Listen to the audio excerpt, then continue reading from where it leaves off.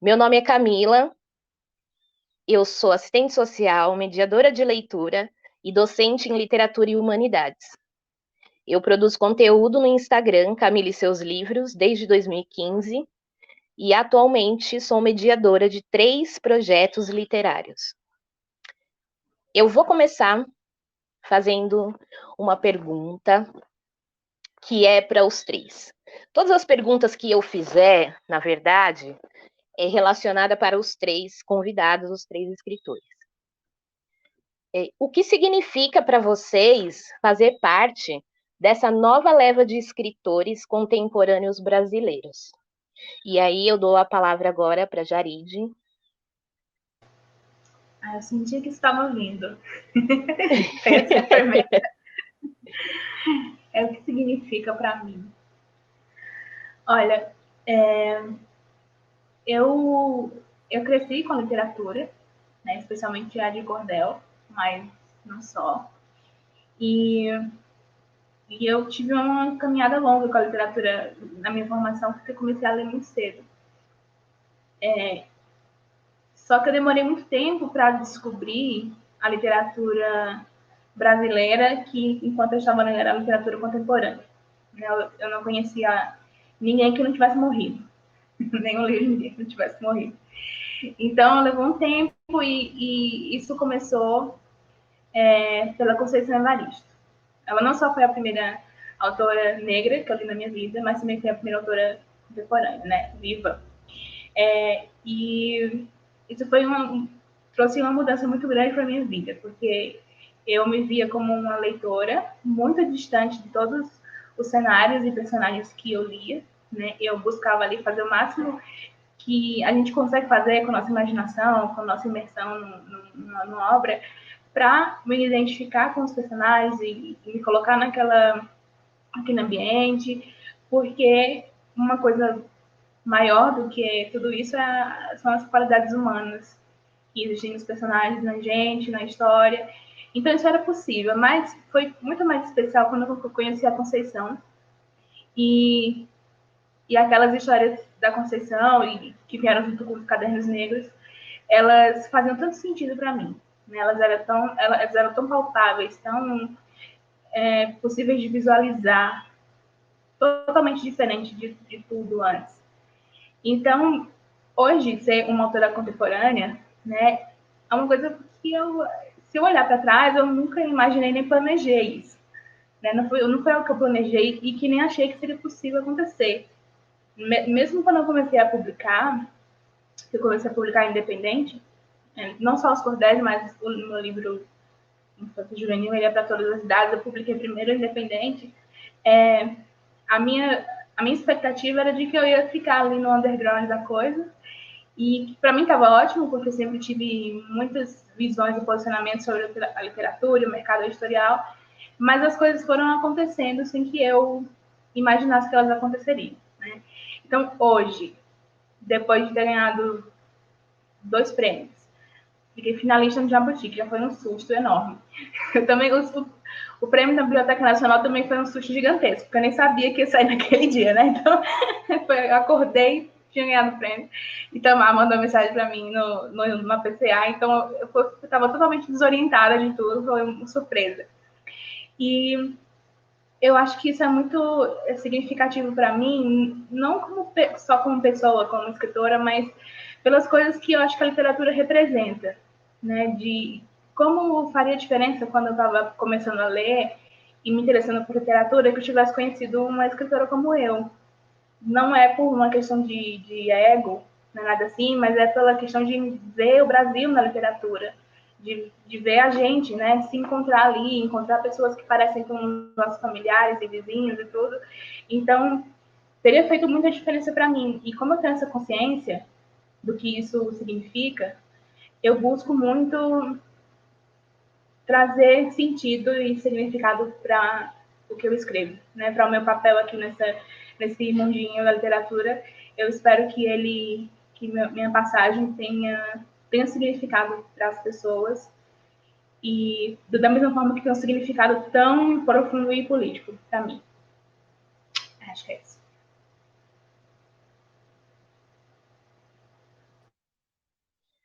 Obrigada, Jaride. Se o Itamar puder agora responder a nossa pergunta. A minha resposta tem muita semelhança com a resposta da Jaride, né? Eu comecei pelos mortos, eu acho que todo mundo termina, pelo menos as pessoas uns anos atrás começavam a leitura por eles, né, Jaride? Não sei hoje como é que está, mas ao mesmo tempo que eu era fascinado, Camila, pela literatura, a literatura era aquela coisa quase que sagrada, né? Era um altar em casa, então os autores eram inacessíveis, né?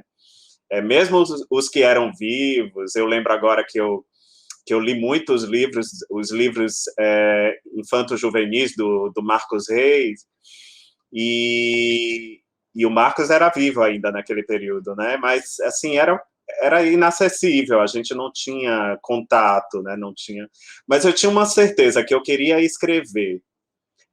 Não imaginava estar na cena literária brasileira, até porque esse caminho foi construído um tanto mais por vocação,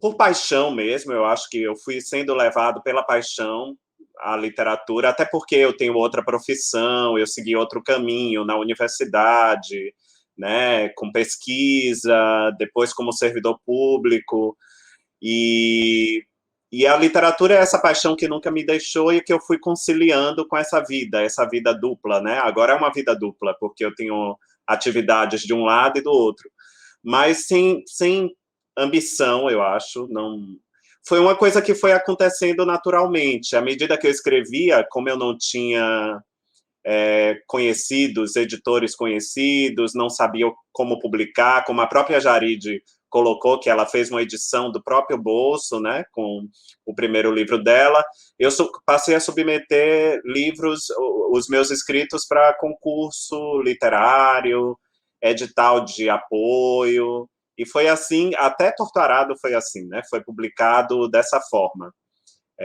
Terminou sendo publicado primeiro em Portugal por isso, por conta do Prêmio Leia. Mas eu vejo a literatura brasileira contemporânea muito diversa, né? Cada vez eu fico mais feliz, porque hoje eu posso dizer, eu me sinto representado, acho que ainda falta muito caminho pela frente, temos muito caminho pela frente, mas hoje a gente já encontra essa diversidade de temas, de origem, né? De representatividade mesmo, né? Então, e uma literatura de muita qualidade, né? Eu posso dizer isso porque eu leio muito autores estrangeiros também. E eu vejo que a nossa literatura não deixa nada a dever, né? A literatura que é publicada e que às vezes tem mais repercussão, porque é escrita em inglês, né? Em outras línguas, mas que tem maior inserção nos mercados aí. Mas a nossa literatura é bastante diversa, assim como a Jaride falou da Conceição Evaristo, que é uma autora que eu gosto muito, né? Eu acho assim que eu penso também que a Ana Maria Gonçalves, depois de ler Um Defeito de Cor, né, foi uma revolução. Eu costumo dizer, a Ana Maria aqui no Brasil, eu acho que a Toni Morrison, que a gente já conversou sobre ela, Camila, se eu não me engano, eu converso tanto que eu já nem lembro. Com a Jaride, com certeza, eu já conversei sobre isso. Mas a Toni Morrison também, a experiência dela como escritora nos Estados Unidos, escrevendo a partir dessa centralidade, né, da centralidade das vidas negras, isso para mim fez uma grande diferença, assim. Era algo que eu, durante um tempo, procurei na nossa literatura, e só procurando muito com lupa a gente encontrava aqueles autores que resistiam, né? Os do passado e os do presente também, mas muitos, como a própria Conceição Evaristo, não tinham inserção nas editoras que faziam a obra circular. Você precisava ser da área da literatura, né, ou estar muito atento para poder encontrar e começar a ler autores assim, que eram publicados por editoras que estavam à margem, né? Hoje a Conceição já goza de um status muito privilegiado, é uma autora consagrada, muito premiada, né? Continua publicando por editoras médias, o que eu acho isso muito generoso da parte dela, porque ela é uma autora que vende muito, mas ela tem esse compromisso de gratidão com essas editoras, né? Mas durante um tempo eu senti essa falta, e hoje eu fico muito feliz. Quando eu vejo essas listas a Jarid sabe, eu vibro, né? Quando recentemente a Jarid recebeu, semana passada, da Biblioteca Nacional, o prêmio Clarice Lispector de contos, né? Que é um dos prêmios mais tradicionais do país. E aí, quando eu vejo essas obras, né, de origens tão diversas, chegando a esse lugar, eu fico muito satisfeito. Hoje, eu posso dizer que eu sinto orgulho de fazer parte dessa geração de autores.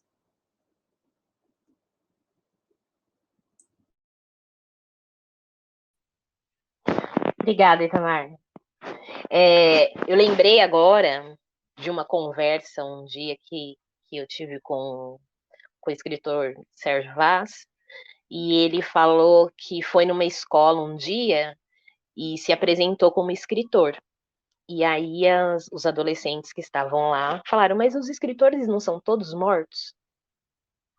Então, é impressionante, assim, quando a gente tem... É por isso que em um dos meus projetos de literatura eu faço questão de trazer o escritor, para que as pessoas tenham contato com esses escritores e escritoras e vejam que existe a possibilidade, sim, de escrever um livro em vida, de ser premiado por esse livro, de poder tá ali junto, né, com a pessoa que escreve. Porque o livro ele já tem essa questão de ser um objeto tão elitizado e tão longe, né, da maioria da população brasileira, que infelizmente é vulnerável do ponto de todos os pontos de vista, né? Financeiros, sociais, educacionais, e tá diante de um escritor e de uma escritora é algo como assim um encantamento, né? Eu li esse livro e eu tinha muita curiosidade de saber quem escreveu, e aí chegar perto é sensacional. Tobias, se você puder responder a nossa pergunta. E aí, gente, boa tarde. Bom, eu acho que eu passei por essa fase como leitor de demorar um pouco para chegar na literatura brasileira contemporânea, né? E acho que as minhas referências eram bastante gringas ou eram de brasileiros que já tinham morrido. E quando eu me deparei com a literatura brasileira contemporânea e a diversidade que ela tem, tanto de autor que tem para descobrir, foi um choque, porque, bom, hoje em dia é o que eu leio mais, assim, e quando descobri alguns autores, a Marília Garcia, o Bernardo Carvalho, eu pensei justamente isso que o Itamar estava dizendo, a nossa literatura não deve nada à literatura dos outros lugares, e quando vê essas questões que estão sendo debatidas pelos escritores de agora, no Brasil, são as questões que me interessam, sabe? Eu sou um brasileiro que está vivendo no século XXI, aqui no Brasil, então, querendo ou não, essas questões me interessam mais do que as outras, do que as questões de outros lugares, apesar de que essas questões também são interessantes e podem falar sobre mim, mas eu me sinto mais próximo sempre que eu leio um livro de algum dos meus pares, sabe? E eu acho que os leitores também têm essa abertura, isso que a Camila estava falando sobre os alunos de não conseguirem imaginar um escritor vivo, também fala um pouco sobre que tipo de coisa está chegando para eles lerem, sabe? Porque eu imagino que tem coisas maravilhosas que eles poderiam estar lendo, que eles poderiam estar se identificando e pensando, bom, eu poderia ter escrito isso, sabe? E eu acho que a gente está nessa busca porque o legal da literatura contemporânea é que a gente vai formando uma conversa, né? A gente tem escritores de vários lugares do país, escrevendo de jeitos totalmente diferentes, com cenários, mas também com escritas muito diferentes. E a gente vai formando um pouco dessas várias contemporaneidades que dizem sobre como é o Brasil hoje, né? Acho que tem vários jeitos de entender a cultura de um povo, pode ser através da história, mas a literatura, ela tem como que é a vida realmente na minúcia, né, no dia a dia. Isso é uma coisa muito preciosa. Então, acho que, nesse sentido, é muito legal pensar, assim, que tu faz parte, que tu está contribuindo com essa conversa, assim.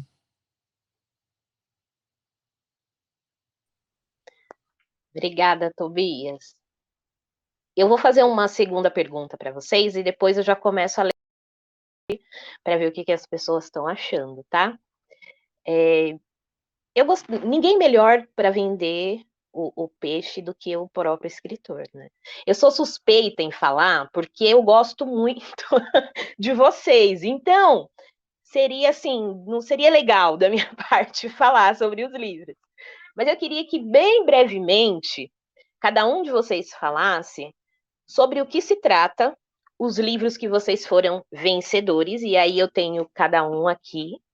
Eu tenho o livro do Itamar, Torto Arado, sim, dá para ver. Tenho o livro da Jaride, Redemoinho em Dia Quente. Opa, aqui. E tem o livro do Tobias, As Coisas. Então, eu queria que vocês falassem, assim, bem brevemente sobre o que se trata, né? Qual o enredo principal, a temática principal. E eu considero que são todos temas distintos, porém com uma enorme relevância, por fazer parte das nossas relações sociais e pessoais. Peraí que fugiu aqui. E eu queria também perguntar para vocês se vocês consideram que esses textos que vocês escreveram no livro, nos livros de vocês, os textos literários, podem auxiliar em algum sentido quando a gente pensa num novo modelo de sociedade.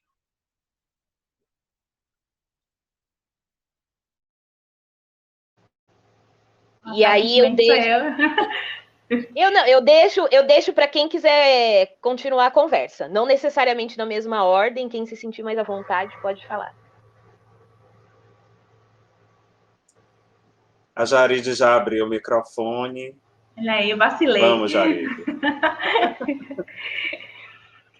Olha, primeiro sobre o meu livro, né? O Redemoinho em Dia Quente, ele é um livro de contos. Todos os contos se passam no sertão do Ceará, e mais especificamente Juazeiro do Norte e Crato, né, do que eu mais tinha assim, em mente quando eu estava escrevendo, eu cito às vezes em alguns contos. E são duas cidades, principalmente Juazeiro, uma cidade bastante grande, ali no Cariri, né, na região do Ceará, do sul do Ceará. E são todos contos protagonizados ou narrados por mulheres. Narrados, eu digo assim, porque tem um que não é, que é sobre cachorro. Só que é uma mulher que está falando da relação dela com os cachorros, né? Então, enfim. Então, tudo ali é pela visão dessas mulheres, e são mulheres muito diferentes umas das outras. Né? A minha ideia com esse livro era que cada conto fosse narrado de uma forma diferente, escrito de uma forma diferente, porque eu percebo muito que cada pessoa tem sua própria voz, seu próprio jeito de falar e de ver o mundo. Então, eu acho que seria bom que cada personagem tivesse seu próprio jeito, seu próprio vocabulário, né? Se eu conseguisse identificar aquela personagem que é diferente da outra, que eu, como autora, não aparecesse tanto ali, embora claro que apareça, né? Enfim, mas que você conseguisse focar um pouco nelas. Porque, afinal de contas, é um livro sobre mulheres no sertão do Ceará. Essas duas coisas estão muito interligadas no Redemoinho, né? E são muito dependentes uma da outra. E, então, uma das outras minhas escolhas foi escrever tudo com sotaque, né? Todas elas têm um pouco de sotaque, algumas têm mais, outras têm menos, né? Que é muito realista com a gente lá. E eu pensei, eu vou escrever do jeito que a gente fala, né? Sempre que fizer sentido aqui no que eu estou falando, né? Não vamos cansar isso, mas sempre que fizer sentido aqui eu vou usar os termos do Cariri, porque eu não vejo isso em outros livros. Quem é o mais próximo vídeo dessa proposta, que é parecida, mas não é a mesma coisa, né? Lógico, é o Marcelino Freire. Ele também tem muito dessa identidade nordestina, pernambucana, no que ele escreve.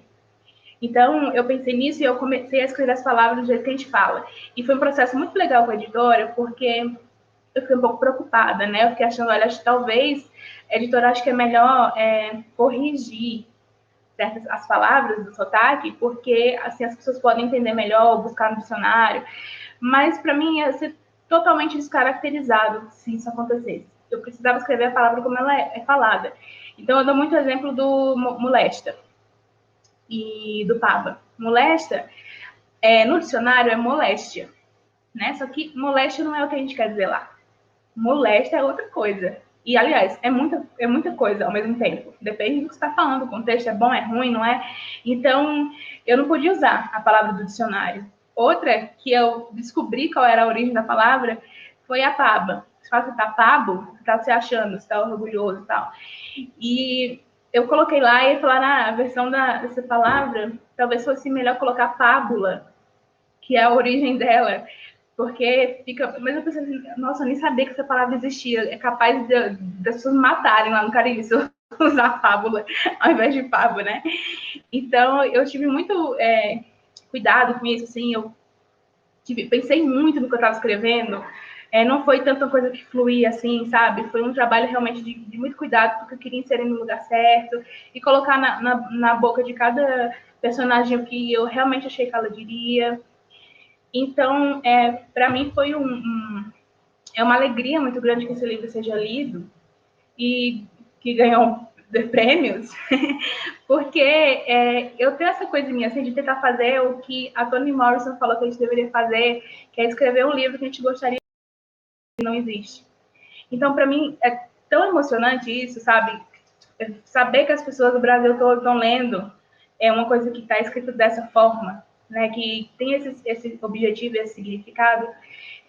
E muitos me escrevem, elas são de outros lugares do Brasil e falam que às vezes entendem, a maioria das vezes entendem, quando não entendem, bota na internet, inclusive bota mesmo, gente, tem um monte de site que é dicionário de cearês. E você vai achar a palavra com certeza nesse dicionário de cearês. E também rola muito uma identificação dos interiores, né, das cidades do interior. Então, mesmo uma pessoa do interior, do Rio de Janeiro, de São Paulo, existe aí uma estética em comum nas nossas cidades do interior que acaba juntando a gente, né? Como a cadeira na calçada e aquela praça principal da cidade, né? Então, o Redemoinho é muito sobre isso, sobre coisas assim um pouco bizarrinhas e que às vezes você não pensaria que a mulher faria ou que nem aconteceria, porque tem um pouco de fantasia, realismo mágico, não sei como chamar isso, eu chamo de coisa bizarrinha. E eu acho que ele é muito, ele representa bastante, assim, não só o Cariri, mas a minha origem do cordel também, porque o cordel tem essa coisa do fantástico, tem a coisa da expressão da melodia, do que você fala. Então é um livro sobre isso, com protagonistas mulheres, que fala muito sobre romper expectativas suas, inclusive, mas nem sempre da forma como a gente esperaria que aconteceria. É um livro que eu tenho um senso de humor um pouco questionável por muitas pessoas. Então, muitos contos que as pessoas ficaram tristes, eu, na verdade, escrevi me divertindo muito. Tem ali um pouco do meu humor, e aí quem pega, pega. Eu acho que o mais importante dele é realmente isso, é ser muito a gente, né? Você ler ele e sentir muito Brasil, que é uma coisa contemporânea, que é uma coisa que parece com as suas parentes e amigas, vizinhas, e que tem a nossa língua também, não engessada, né? Mas como ela é falada. Sim. Eu tiro disso que você disse,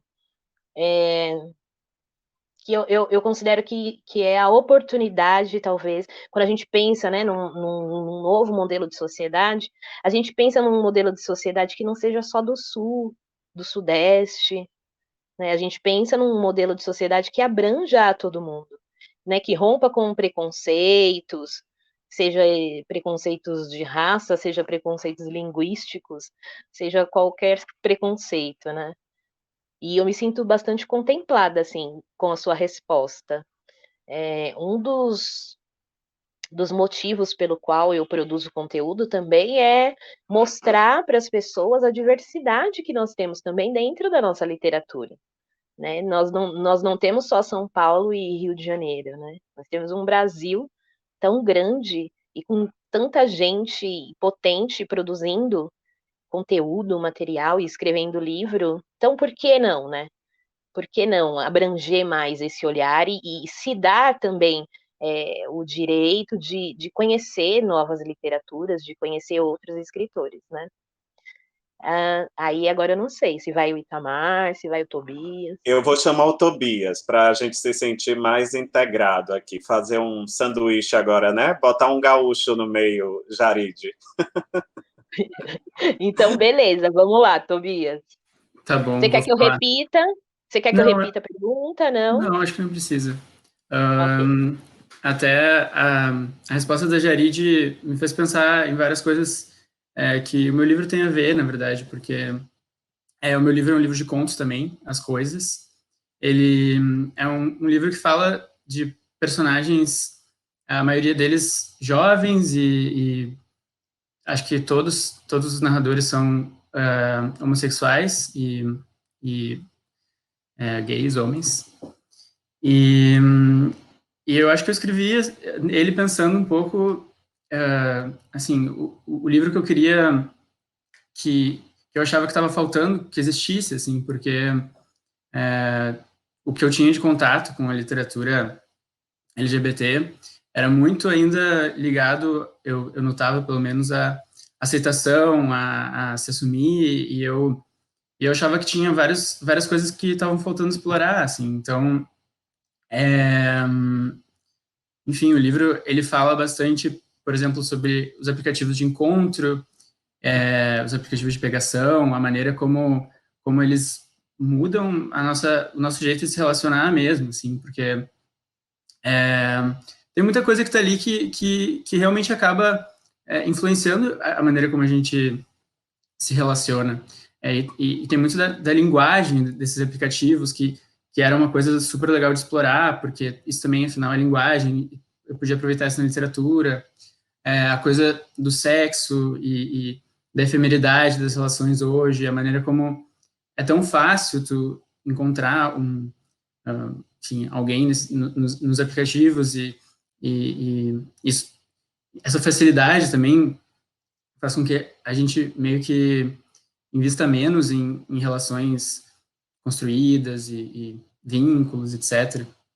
Então, tudo isso me interessava, assim, esse o que vem depois. Então, no meu livro eu tentei fazer não sei, talvez um panorama de vários tipos de experiências de homens gays e enfim, eu acho que não sei, talvez essa naturalização desses temas, tipo sexo, eu não fiquei, acho que me questionando muito ao longo do livro, assim, sobre, meu Deus, sou gay, então eu sofro por causa disso, e será que... Até tem alguns momentos assim, mas eu acho que o foco principal é justamente, como é que é essa vida agora que eu sou gay, tá tudo bem, e tem que me aceite, tem que não me aceite, mas pra mim tá tudo bem. Enfim, eu quis trazer um pouco de naturalidade para esses temas, e acho que isso diz bastante sobre a minha visão de mundo, e como eu queria que o mundo fosse, e acho que é por aí. Sim, e nós precisamos falar sobre isso, né? Nós precisamos falar sobre esses temas, nós precisamos falar sobre sexualidade. Nós precisamos falar sobre orientação sexual e sobre tudo que abrange esse mundo e uma parcela da população, né? Não adianta a gente jogar para debaixo do tapete. As coisas têm que ser tratadas com naturalidade. E eu acho que você trazer esse assunto para a baia, né, é extremamente importante.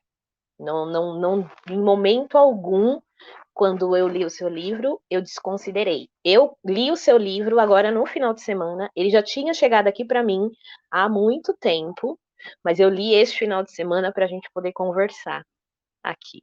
E eu gostei muito do que eu li, e para mim faz total sentido, porque tenho uma filha que gosta de meninas, e é um tema que a gente precisa conversar, né? Ah, que bom. Então, agora... Oi, pode falar. Não, fico feliz de saber que o livro ecoou dessa forma. Sim, conversa, né? A literatura conversa demais com a gente. E aí, como eu disse lá a princípio, né? Faz a gente sair da nossa caixinha, né? Enxergar o mundo de forma mais totalitária e não para o nosso próprio umbigo. Por isso que eu gosto de ler, gente. Por isso que os livros fazem bem para mim. Eu ressignifico muitas coisas quando eu leio o que vocês escrevem. E aí o Itamar pode falar agora.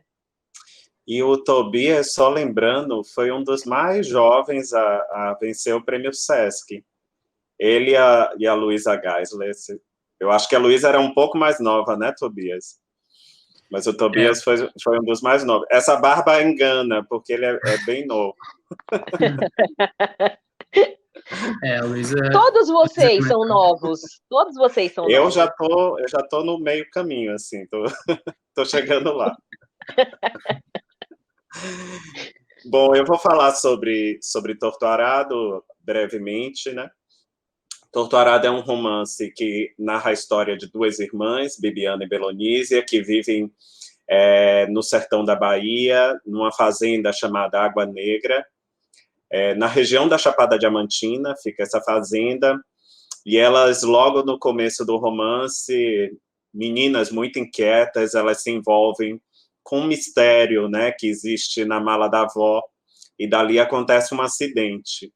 Esse acidente aprofunda a relação entre elas, mas também a gente vai entender o que ocorre, né, nessa paisagem ancestral, né, onde elas vivem, e a condição desses trabalhadores na fazenda, né, do pai, da família dela, e também dos outros trabalhadores que ali formam uma comunidade, né? Uma comunidade que aos poucos vai se descobrindo detentora de direitos que lhe foram historicamente negados. Então, a gente tem o livro narrado a partir de 3 perspectivas. Uma parte é narrada por uma das irmãs, a segunda parte é narrada por outra irmã, e a última parte é narrada por... eu não vou estragar a surpresa, porque eu sei que a audiência da Bienal está histórica. Eu espero vender, Tobias e a Jaride, vender muitos livros, né, Jaride? Então, eu não vou estragar a última parte, mas eu posso garantir que é uma narradora surpresa. E essa história, Camila, me acompanha há muitos anos, né? Eu já havia ensaiado cheguei a escrever 80 páginas desse livro, mas não tinha maturidade, essas páginas se perderam, ainda bem. Eu sempre digo ainda bem, porque depois eu tive o privilégio de trabalhar no campo, de conhecer a fundo a vida dos trabalhadores rurais, né? Vida de quilombolas, indígenas, trabalhadores acampados, assentados. Isso me deu mundo para que eu pudesse escrever sobre esses mundos, né? Então, eu tive esse privilégio, eu costumo dizer que é um privilégio, e daí essa história foi amadurecendo ao longo do tempo, né? Esse convívio muito, muito forte foi amadurecendo, e eu me senti pronto para narrar essa história, que foi assim que o livro veio, né, ao mundo. Eu não sabia muito bem o que fazer com ele, acho que o Tobias também, por isso que ele concorreu ao Sesc. Da mesma forma, a Jaride começou ali muito, né, sempre ativa, sempre participando de encontros, né, de feiras, ali muito confiante no trabalho dela. Eu não sabia muito o que fazer e veio a calhar que teve que assim, o período que eu terminei a escrita e que eu revisei, né, e que já tinha feito algumas revisões, coincidiu com os últimos dias para a inscrição do Prêmio Leia, que era um prêmio que eu nem conhecia direito, muito bem, sabia da existência, sabia da sua importância, mas ainda não tinha lido os livros vencedores, né? Não foi uma coisa consciente. E aí enviei esse livro, que a gente concorre com autores, né, e originais de países de língua portuguesa. De países não, você pode morar em qualquer país. A obra precisa ser escrita em língua portuguesa. Então, concorrem muitos... a língua portuguesa é falada por muita gente no mundo, né? É a 7ª língua mais falada. Então, um belo dia eu recebi um telefonema informando que o livro tinha vencido, e de lá para cá tudo mudou, né? A minha relação com a literatura passou a ser mais profissional, o livro tem percorrido um caminho muito próprio, né? Muito, muito bonito, eu fico contente. Principalmente, eu acho que o maior prêmio para mim são as leituras que fazem, né? Cada leitor que conta seus sentimentos, sua emoção a partir desse escrito. Eu acho que todos nós escrevemos para comunicar algo para o outro. E a gente não sabe muito bem para quem vai comunicar isso, mas a gente escreve com essa intenção, né? E aí o livro vai encontrando pessoas e a gente vai trocando essa experiência. É algo tão, tão poderoso, tão rico, né? Talvez por isso eu tenha escolhido esse caminho da literatura também, né? De escrever, além de ler, né? E é isso. Eu acho que falei bastante. É bom te escutar. A gente gosta. Olha, aqui tem bastante gente falando, dizendo que está muito feliz de estar aqui conversando e escutando a nossa conversa, e está sendo muito rico. Tem uma pergunta aqui que eu achei bem bacana. A Maria Clara Aguiar. Ela disse: vocês acham que existe algum método para trazer os jovens dessa geração à vontade de participar da literatura e se interessarem por livros brasileiros? E aí, acho quem quiser responder, vou começar. responde, tá? Aproveitar que estou no embalo, eu começo e depois passo para os meus companheiros de escrita. Eu acho que a gente precisa de uma revolução, Camila. Na internet a gente já tem muito conteúdo, né? Então eu acho tão importante o trabalho, por exemplo, que a Camila faz, né? Ela utiliza um aplicativo que tem uma grande adesão para falar de literatura. Então ela tem milhares de seguidores e ela está ali divulgando literatura, principalmente literatura brasileira. Ela produz um conteúdo numa linguagem própria que aí vai alcançando as pessoas, né? Mas a gente sabe que é preciso muito mais. Assim como a Camila, tem muitas outras pessoas que fazem a mesma coisa. E eu acho que começa por uma revolução na educação, né?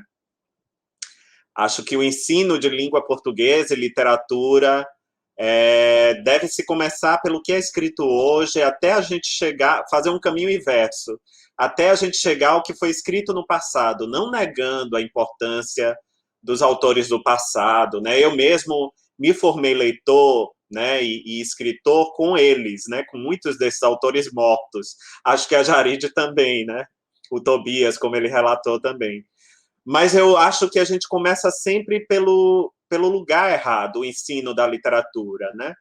Imagine para um aluno do ensino médio ler um aluno, né, de escola pública, de escola particular, de qualquer escola, tendo todas essas ferramentas e linguagem, esse mundo muito diferente, né, que importa também a gente se situar nele, começando a ler por Machado de Assis ou por essa de Queiroz, né? Eu acho que fizeram uma literatura importantíssima. Em algum momento da vida a gente chega a esses autores, mas a gente precisa começar pelos contemporâneos, né? Precisa começar pela Jarid, pelo Tobias. Os alunos vão se identificar mais com a literatura, né? Vai formar um corpo de leitores muito mais próximo, né? Que vai entender, não, literatura não é algo inatingível, né? Não é algo feito para intelectuais, é algo que conversa, que dialoga com o nosso cotidiano, que dialoga com a nossa vida, que dialoga com o nosso dia a dia, com nossas emoções, com nossos sentimentos. Então, eu acho que precisa dessa revolução. Sem contar na ausência de políticas públicas, que continua e é grave, né? A gente precisa de políticas para a formação de leitor e políticas que atentem a esse princípio, né? As ferramentas para comunicação, né? De literatura, de conteúdo, aquisição de livros, né? Para alunos, para pessoas que não podem comprar livro. Eu acho que nenhuma sociedade se pretende desenvolvida, madura, amadurecida, sem a leitura, sem a literatura, sem cuidar da sua cultura, né? Porque literatura é isso, é cultura, né? Assim como a música, como outras manifestações, a literatura é cultura e a gente precisa preservá-la, porque ela dá um testemunho desse tempo que vivemos, né? Cada autor vai dar seu testemunho. Se o Machado escreveu sobre a corte imperial, se a Clarice Lispector se aprofundou em questões existenciais, é porque aquilo era importante no seu tempo. E da mesma forma, acho que os autores de hoje, como o próprio Tobias colocou, a Jarid colocou, estão muito atentos a dar este retrato do seu tempo, né? E é preciso conectar autores, produção literária e leitores, e possíveis leitores, né? Sim.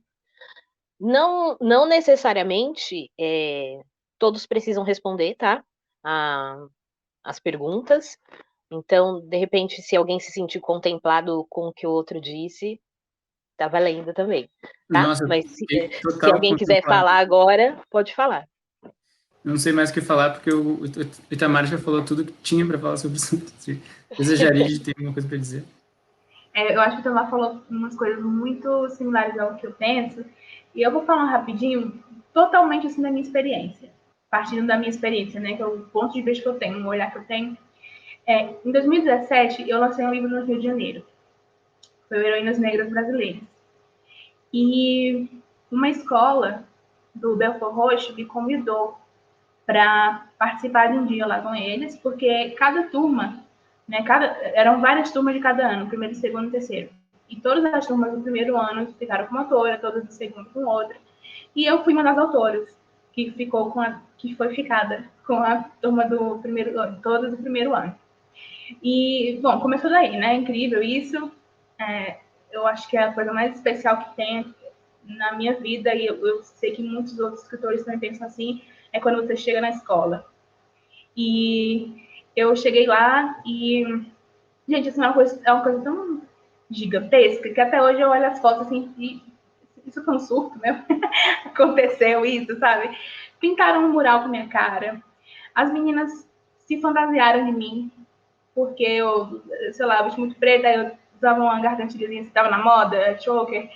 E aí, quando eu cheguei lá, elas todas se pareciam muito comigo, mesmo sem tentar. O cabelo era cacheado, muito botado pro lado, a gente se parecia muito. E a idade não é tão distante assim, 8, 10 anos assim, no máximo. Então, era um monte de adolescente, muito parecida comigo, que mora numa região, estuda numa região que se parece muito com Juazeiro. E assim que eu cheguei, todo mundo veio falar comigo, e uma das coisas que as outras estudantes disseram poxa, professora, todo mundo tem que estudar a autora que morreu, só o primeiro ano ficou com uma viva. Isso foi muito engraçado de ouvir, assim, e eu me coloquei muito no lugar deles, né, de todos eles, porque como teria sido incrível se tivesse chegado alguém na minha escola, um escritor contemporâneo, ainda mais se ele se parecesse comigo, né, e trouxesse um livro que fala sobre uma coisa que a gente geralmente não vê na escola, né, hoje está mudando sim, né, felizmente. Então, isso, eu sempre tive essa percepção, porque eu sempre cheguei nas escolas, mas esse dia eu fui pessoalmente a primeira vez na escola. E foi mágico e só atestou isso, de que realmente eu tenho muito a agradecer e a gente tem muito que agradecer e a gente deve muito aos professores, aos educadores.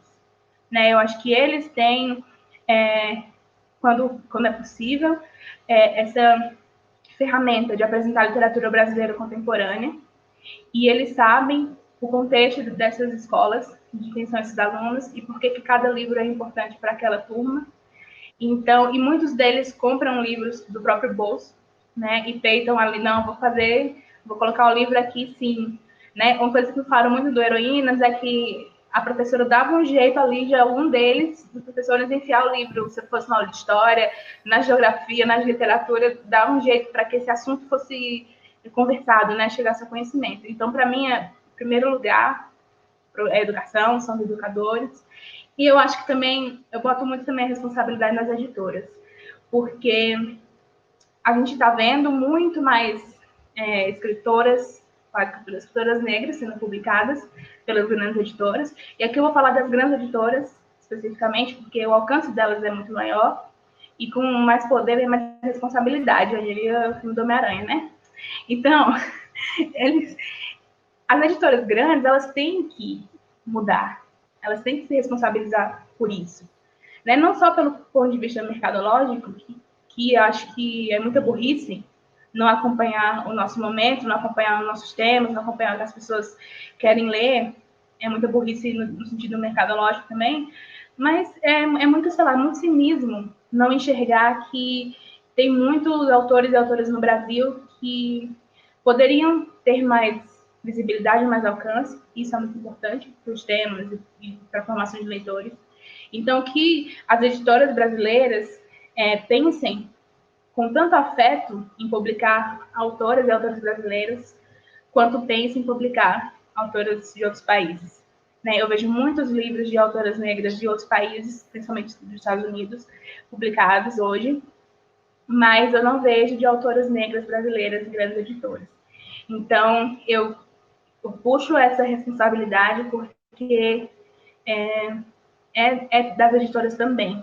Se você quer formar leitores, se você quer dizer que o Brasil é um país de leitores, o que você está fazendo para isso, né? Você que tem esse poder de comunicação, esse poder financeiro, todo esse mundo nas suas mãos, né? Então, acho que são esses dois lugares. Sim, obrigada. A Aline Câmara, ela falou que nessa semana uma escritora participou da aula que ela deu e os alunos acharam o máximo. E justamente por isso que a gente conversou alguns minutos atrás, porque ajudou a quebrar essa distância entre quem escreve e quem lê. O Erinaldo está falando que a escritura nunca morre, mesmo o autor passando a não existir, sempre deixa o seu legado. A Sofia Divina está falando, por onde começar a ler a literatura brasileira contemporânea? E essa eu mesmo vou responder. Pode começar por esses caras e essa mina que está aqui. Pode começar porque você vai ter aí matéria para dar em história, você vai ter aí matéria para conversar sobre sexualidade, você vai ter matéria aí para falar sobre raça, classe, gênero. Então, assim, a literatura, apesar de ficcional, ela traz elementos que dá para a gente discutir sobre N questões e sobre N temáticas que não sei, já trabalhei em escola também, e esses temas transversais, né, que fogem dos temas tradicionais e formais, matemática e tal, são ótimos para ser trabalhados com a literatura. A literatura tem também essa abertura muito grande, né? Tem uma pergunta aqui que eu não sei se eu achei interessante, eu não sei quem vai querer responder. Vocês acham que a literatura contemporânea tem um bom diálogo com literatura de gênero, policial, terror, ficção científica? Ou ainda existe um certo preconceito em relação a esse tipo de narrativa?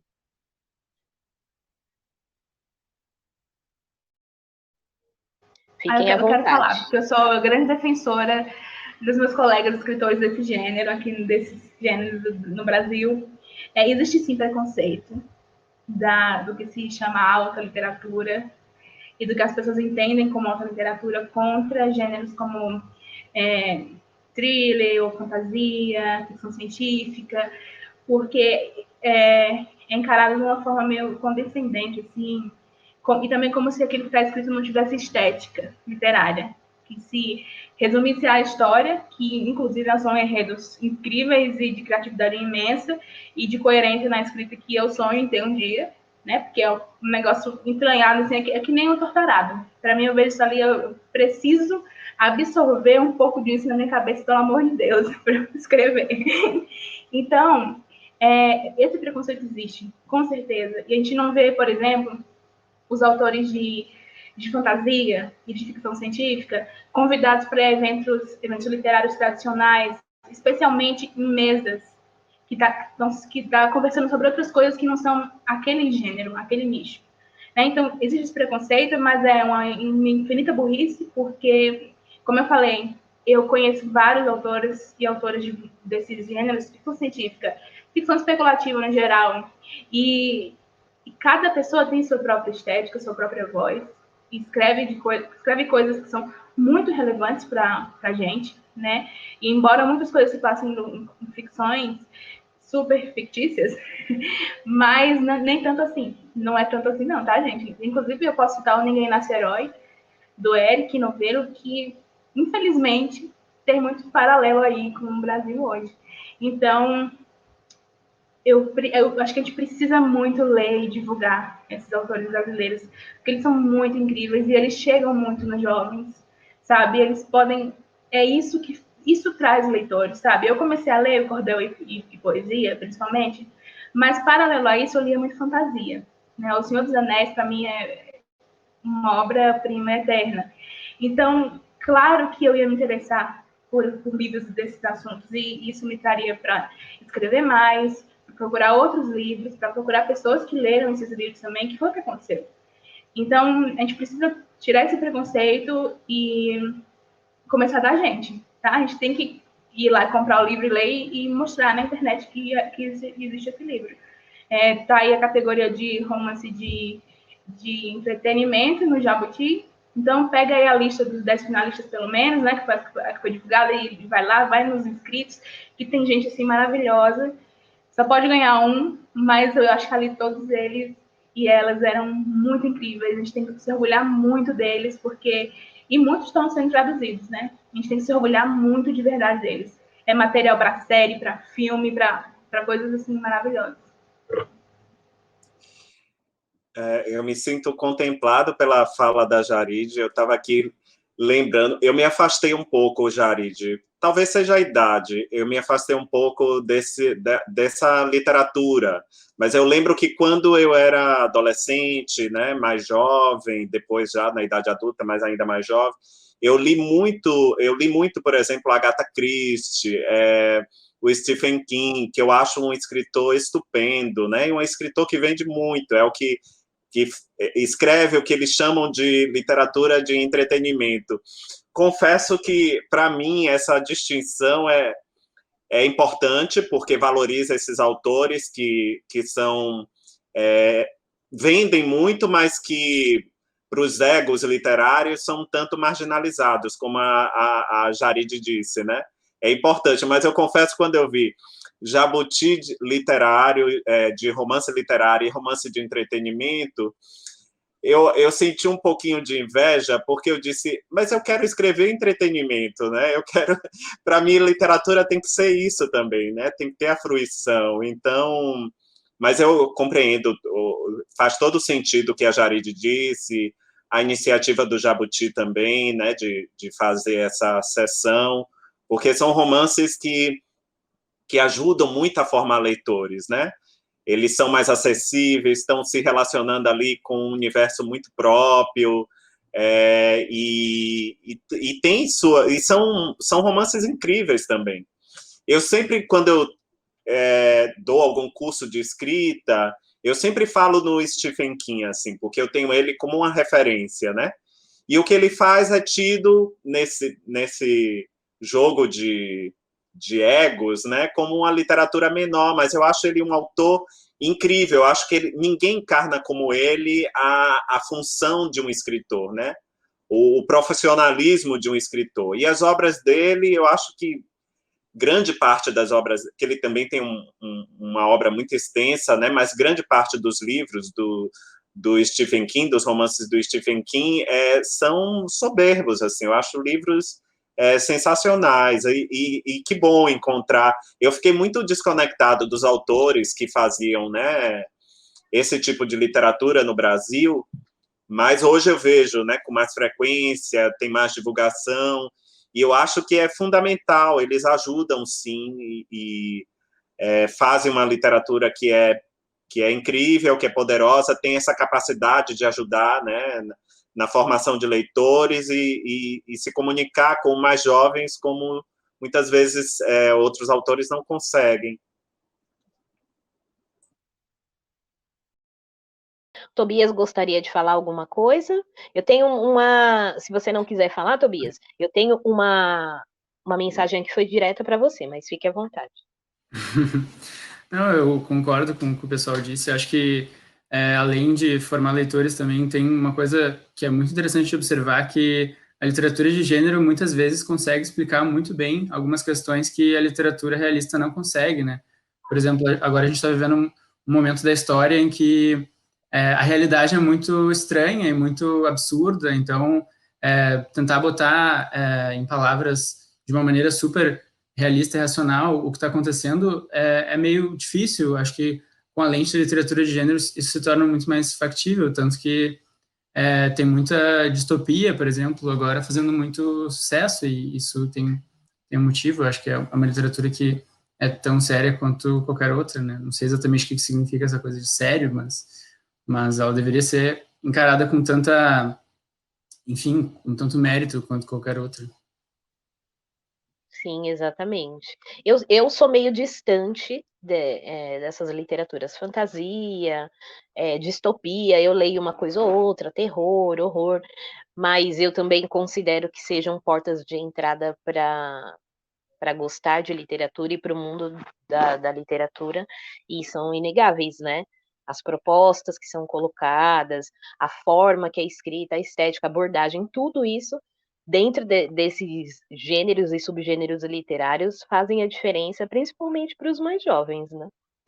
Tem uma pessoa aqui chamada Aline que falou: os narradores de As Coisas, que é do Tobias, meio que se confundem e se misturam. Você parece não ter certeza se o narrador de um conto não é talvez um personagem de outro conto, ou se não poderia ser o narrador de outro. Eu gosto muito da forma que ele escreve. Gostaria de falar alguma coisa sobre isso? Queria agradecer a leitura, fico muito feliz. Eu acho que quando eu estava escrevendo esse livro, eu fiz questão de deixar algumas costuras entre os contos que fizesse o leitor ter essas dúvidas, né? Ah, mas tem esse nome aqui que já apareceu, esse personagem, será que é o mesmo que está ali? Os narradores, às vezes, eles parecem ter a mesma voz, e estão passando por umas questões diferentes, e daí eles têm nomes diferentes, às vezes não têm. Enfim, eu acho que foi uma maneira de deixar o livro meio que uma baguncinha, assim. Eu gostava dessa ideia. É isso. Ok. Tem uma pessoa, eu não gosto quando fala assim, é regionalista. O que é regionalista, né? Tipo, por quê, né? Mas, enfim, eu quero que a Jaride também responda isso. Os contos da Jaride podem ser considerados regionalistas?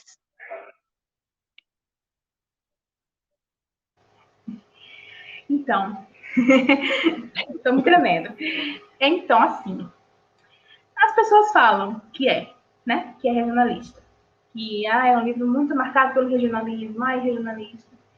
E, para mim, eu acho que o regionalismo ficou ali num período histórico da literatura brasileira, e é uma coisa que aconteceu ali, e tem toda uma coisa política envolvida, muita coisa política envolvida, aliás, e é um movimento literário regionalista ali. O problema é que a gente entende o Sudeste como o universal do Brasil, né? Tudo que se passa em São Paulo, aqui em São Paulo e no Rio de Janeiro, parece que é aqui que deve se passar as coisas mesmo. É nesse cenário mesmo. Porque, sim, é o que a gente vê na televisão, é o que a gente vê no jornal, é isso, gira em torno daqui, desse eixo. E isso é um problema de regionalismo no mau sentido, né? Do problema de você separar o Brasil inteiro, na verdade, porque, pelo amor de Deus, né? De uma forma que aquilo ali é o outro. Todos os estados do Nordeste viram uma coisa só, que é o nordestino, e parece que todo mundo é a mesma coisa, todo mundo tem o mesmo sotaque, a mesma cultura, e lá vai a estampa de regionalista. Eu não acho que meu livro é regionalista. Meu livro é um livro de contos que se passa no sertão. Você pode falar que meu livro é um livro sertanejo, porque eu sou sertaneja e era sertão, porque aí eu demarco realmente que lugar é. Né? Esse é o lugar. E se você vai chamar o meu livro de regionalista, eu não estou com raiva não, tá, gente? Eu estou só explicando a minha visão. Se você vai chamar meu livro de regionalista, então eu também quero que você chame o livro do fulano de tal de São Paulo de regionalista também. Porque ele está escrevendo sobre uma região, sobre uma cultura de uma região e se passa na região. Então, todos os livros são regionalistas. Concordo plenamente com você, por isso que eu não gosto. Eu ia falar coisas bem parecidas com o que você falou, mas como a pergunta foi para você, eu deixei você responder. Mas é exatamente isso que eu penso também. O Rafael, ele falou: sou professor e concordo totalmente. É preciso começar pelos contemporâneos e principalmente por narrativas que dialogam com o mundo dos adolescentes. A Elizabeth Gonçalves disse: sou professora de língua portuguesa e acho que hoje estamos nesse processo. Do fundamental, só trabalhamos autores brasileiros contemporâneos. Jarid é sempre presente nas minhas aulas. Os cordéis dela estão pendurados, disponíveis sempre. Todos os meus alunos já leram. Maravilhoso isso. A Priscila falou: sou professora eventual de língua portuguesa na rede estadual. Prazer em conhecê-los. E aí ela pergunta: como atrair os adolescentes para a literatura brasileira? Essa daqui a gente já respondeu, né? Tortaradez é incrível e ancestral e nos mostra que podemos, sim, vencer a dor e o medo de nosso país no novo normal. Qual vocês acham que é o maior desafio que ainda enfrentamos no quesito representatividade na literatura contemporânea? Essa pergunta foi do Vinícius. Eu não sei se a gente já respondeu isso ou se vocês querem acrescentar mais alguma coisa, porque eu acho que no comecinho da nossa conversa a gente falou um pouquinho sobre isso, mas deixo aqui em aberto para que vocês falem. Vou acrescentar, Camila, alguma coisa. A gente falou exatamente sobre isso, né? E eu até mostrei como eu fico muito feliz, né, de estar nessa cena cada vez mais diversa. Mas eu acho que há muito caminho para percorrer ainda. A própria Jarid já apontou, né, a necessidade das grandes editoras de publicarem, de diversificarem seu catálogo, né, publicarem mulheres negras. A gente tem poucas pessoas de origem indígena também publicando, e eu acho que a gente precisa cada vez se diversificar mais, né? Fazer uma incursão aí por essas regiões do país, pelo norte, pelo nordeste. A Jarid é editora também, ela sabe dessa dificuldade, né, Jarid? E ela tem um olhar muito atento, né? Ela está sempre buscando pessoas aí de outras dessas regiões, né? Ela tem esse compromisso, porque eu acho que passa por aí, né? A gente precisa diversificar. Lembrar que o Brasil é esse país com mais de 210 milhões de pessoas, né? Com as origens mais distintas, dos lugares mais distintos. Então, a literatura ela tem espaço para acolher a todos. Se o Tobias fala de uma cena mais urbana de Porto Alegre, a Jarid se desloca para uma cena que também mescla o urbano com o rural, porque é isso, né? O Cariri é isso. Da mesma forma, há quem fale sobre o espaço, apenas sobre o espaço rural, sobre o espaço urbano. A gente tem autores, né, de muitos lugares, falando a partir de seus lugares, e eu acho que é isso, a gente precisa disso para se sentir representado, para que a literatura, né, tenha um alcance maior, de um público maior, né? Eu imagino muito que um autor de Mato Grosso, né, por exemplo, estou aqui pensando em Mato Grosso por pensar, vai se sentir feliz se encontrar um livro tratando do seu lugar, daquela região, né, e poder se comunicar com aquilo. Imagine quantos leitores não poderiam ter, né? Não poderiam ter nesses lugares se as editoras estivessem atentas. Aí vem aquele discurso, não, mas a gente tem que olhar a qualidade, a gente tem que olhar, né, e eu não concordo com nada disso, né? Eu acho que se tiver atenção, vai ver muita coisa inovadora sendo feita, né, a partir desses lugares. Muita coisa boa que pode, inclusive, ecoar nacionalmente, né? Pode influenciar, inclusive, a literatura, se tiver abertura, se encontrar espaço, né? A nossa literatura, a literatura contemporânea nacional. Então, eu acho que passa por aí, Camila. Sim. Obrigada por trazer mais elementos para a nossa discussão. Faltam 5 minutos para nós finalizarmos aqui a nossa conversa, que está muito bacana, mas eu tinha mesmo medo disso acontecer, de não dar para ficar falando bastante com vocês, porque eu queria ficar aqui umas 2, 3 horas conversando e falando tudo que as pessoas estão trazendo para cá, né? Mas, infelizmente, não temos todo esse tempo. Então, tem uma pergunta aqui que também era minha, e tem uma pergunta que é a mesma, mas de uma pessoa que está participando, que é: quais são os projetos futuros de vocês? Já estão escrevendo novos livros?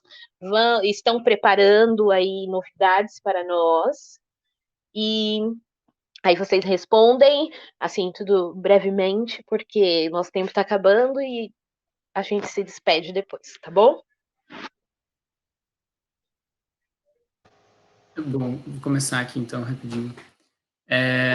Estou escrevendo, acho que vai sair um livro novo no ano que vem, mas não posso falar muito ainda porque não assinei o contrato. Enfim, estou sempre escrevendo, tô sempre fazendo meus projetos aqui. Queria agradecer pela companhia de vocês, foi um papo ótimo, agradecer para quem está olhando. E é isso, me siga no Instagram também. E um beijo. Vou deixar o Itamar por último. Bom, gente, recentemente saiu a nova edição do Lendas Negras Brasileiras pela Seguinte. Vai sair uma nova edição do meu livro de poesia, Um Buraco com Meu Nome, com poemas novos. Enfim, a gente está trabalhando aí para ver o que faz com esse livro doido. Muito bizarrinho também. E eu estou começando a escrever um romance. Desesperadíssima. Até para terapia eu fui, para me ajudar a escrever esse romance que... Nossa, né? Mas estou me inspirando muito aí nos grandes autores que eu leio contemporâneos. Itamar sabe que eu não paro de elogiar ele um segundo na minha vida. Então, o Torturado, para mim, primeiro foi entretenimento e emoção. E depois política. E aí também é aula. Então, muito obrigada por ter escrito Torturado e parabéns pelos prêmios, e tinha que ganhar muito mais, na minha opinião. É isso, gente, vamos ver se sai um romance. Se não sair um romance, sai um de outro de contos. Mas alguma coisa sai, porque eu gosto de lançar um livro por ano, então é isso aí. O Itamar, eu já tinha cantado a bola para ele que o livro dele ia ganhar pelo menos um prêmio literário esse ano, quando a gente conversou. Eu falei, você vai ganhar um prêmio. E aí ele riu. Falei, nada, vai ganhar sim. E aí já ganhou um e já está finalista de outro, que inclusive eu reli o seu livro para o Prêmio Oceanos, na parceria que eu fiz, e mais uma vez elogiei, porque é um baita livro. Não sei de onde veio essa inspiração toda em você, que não foi só inspiração, fruto de muita pesquisa também, mas, como a Sheila Ismanioto diz, que é uma outra ganhadora do Prêmio Sesc, aí junto com o Tobias, né, em anos separados, ela diz muito que ela escreve com o corpo também, né? E que ela sente todas as coisas. Você deve ter sentido muitas coisas, né? Quando você escreveu esse livro. Mas conta aí pra gente se tem alguma novidade, se está escrevendo mais alguma coisa. Durante esse tempo, depois do anúncio do Leia, Camila, eu escrevi muitos contos que foram publicados de forma dispersa, e escrevi outros que não foram publicados. Então, ano que vem, no segundo semestre, a Todavia vai reunir esses contos já publicados e alguns inéditos para lançar num volume, né? Então, já tem um livro para o ano que vem, e também tem um projeto de romance, né? Eu sempre digo que Torto Arado é parte de um projeto maior que vai se debruçar sobre a relação do homem com a terra. Então, esses personagens estão aqui buzinando o tempo todo. Eu tenho muita pesquisa, muita anotação, porque isso já vem de muito tempo. E já escrevi algumas páginas e espero ano que vem ter a paz, encontrar a paz e a tranquilidade que esse ano eu não tive, porque foram muitos eventos, muita coisa, para poder concluir e ofertar ao público. Sim. Ai, que bom, gente, que vocês vão trazer coisas novas pra gente. E eu já deixo aqui, né, um pedido para a Jarid participar de uma das conversas dos meus projetos, né? Eu já falo assim para a pessoa não ter que falar não, entendeu? Eu falo para milhões de pessoas assim, a pessoa não tem como fugir. Mas o convite está estendido para que você participe de algum dos projetos em que eu faço mediação. Vai ser muito bom ter você. O Tobias também, que infelizmente eu não posso chamar o Tobias para ir para o Leia Mulheres, porque lá são mulheres, mas eu posso chamar o Tobias para ir para o projeto Livro Livre, assim como eu chamei o Itamar, porque é um projeto de formação de leitores literários. Então, convite estendido também a Tobias. Sou fã de vocês, assim como várias pessoas que estão aqui também são. Eu desejo muita saúde para vocês aí nesse final de ano, no próximo ano também, porque o que a gente mais precisa agora é de saúde, porque sem ela a gente não vai conseguir fazer nada.